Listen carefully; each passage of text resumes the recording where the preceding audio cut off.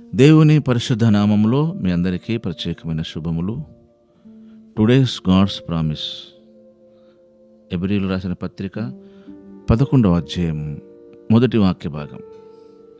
విశ్వాసం అనున్నది నిరీక్షించే వాటి యొక్క నిజస్వరూపము, అదృశ్యమైనవి ఉన్నవనుటకు రుజువై ఉన్నది.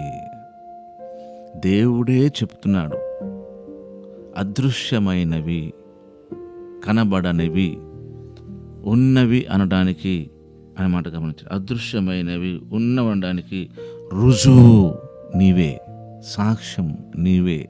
కనుక నీకు దేవునికి ఉన్న సంబంధం బట్టి నువ్వు అలా విశ్వాసములో నిరీక్షణ కలిగి ఉండడానికి ప్రయత్నం చేయాలి. ఈ రోజున చాలామంది ప్రభుని నమ్ముకున్న వాళ్ళకి దుఃఖం కారణం ఏంటంటే, నిరీక్షణ లేకుంటే దుఃఖం ఉంటుంది.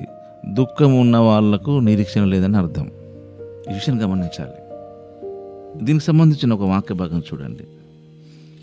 తెస్సలోనికీయులకు రాసిన పత్రిక, ఈ పత్రికలో మొదటి పత్రికలో 4వ అధ్యాయములో 13వ వాక్య భాగం.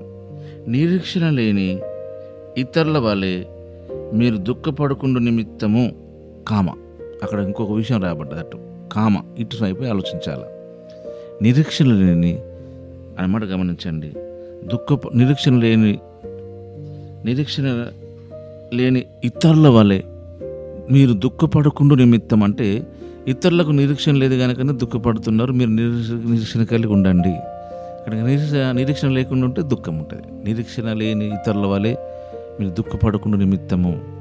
నిరీక్షణ మనకు సంతోషాన్ని కలిగిస్తుంది. నిరీక్షణ మనకు ధైర్యాన్ని కలిగిస్తుంది. నిరీక్షణ మనల్ని సిగ్గుపరచదు. ఈ నిరీక్షణ దేవుడే మనకు కలిగిస్తాడు. నిరీక్షణ దేవుని వాక్యం ద్వారానే ఉత్పన్నమవుతుంది. గాలిలో ఆక్సిజన్ ఉన్నట్టు వాక్యములో ఆ నిరీక్షణ మనకు కలగజేస్తాడు దేవుడు. చూడండి, 119వ కీర్తన 49వ వాక్య భాగం. 119వ కీర్తన 49వ వాక్య భాగం. నీ సేవకునికి దయచేయబడిన మాట జ్ఞాపకం చేసుకునుము, దానివలన నీవు నాకు నిరీక్షణ పుట్టించి ఉన్నావు. సేవకుడు అంటే పాస్టర్ గారు అనే మీరు ఫిక్స్ అయిపోకండి. మనం అందరము దేవుని సేవకులమే, మనం అందరము దేవుని పిల్లలమే. వాక్యాన్ని అలా విభజించకూడదు మనం. కనుక దేవుడు దయచేయబడిన మాట మనకి నిరీక్షణ పుట్టిస్తుంది. దేవుని మాట మనకు నిరీక్షణ పుట్టిస్తుంది. దేవుని మాట మనలో భయాన్ని కలిగిస్తుంది. దేవుని మాట మనల్ని బ్రతికిస్తున్నట్టు 50వ వాక్యంలో రాయబడ్డది. గమనించండి, నీ వాక్యం నన్ను బ్రతికించి ఉన్నది, నా బాధలలో ఇదే నాకు నెమ్మది కలిగించున్నది. వాక్యం ఇక్కడ నిరీక్షణ కలిగిస్తున్నది. ఇదే కీర్తనలో 38వ వాక్య భాగం చూడండి. నీవిచ్చిన వాక్యము మనుషులలో భయం పుట్టిస్తున్నది. ఇక్కడ నిరీక్షణ పుట్టిస్తున్నది.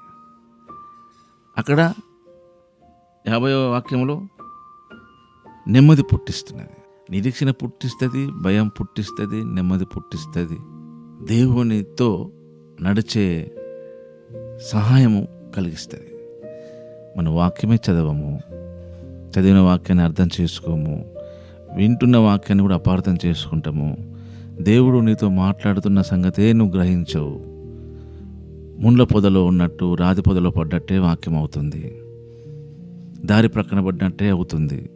ఈ నూతన సంవత్సరంలోనైనా దేవుని వాక్యం పట్ల శ్రద్ధ కలిగి చదవడంలో, వినడంలో, ప్రార్థించడంలో, మందిరానికి వెళ్ళడంలో, సువార్త చెప్పడంలో, మన సంపాదన అంతటిలో అన్నిట్లో దేవునికి భాగం ఇవ్వడంలో మళ్ళీ ఒక కమిట్మెంట్ చేసుకుని దేవునితో నడవండి. అలాంటి కృప ప్రభు మనకు అనుగ్రహించును గాక. ఆమేన్.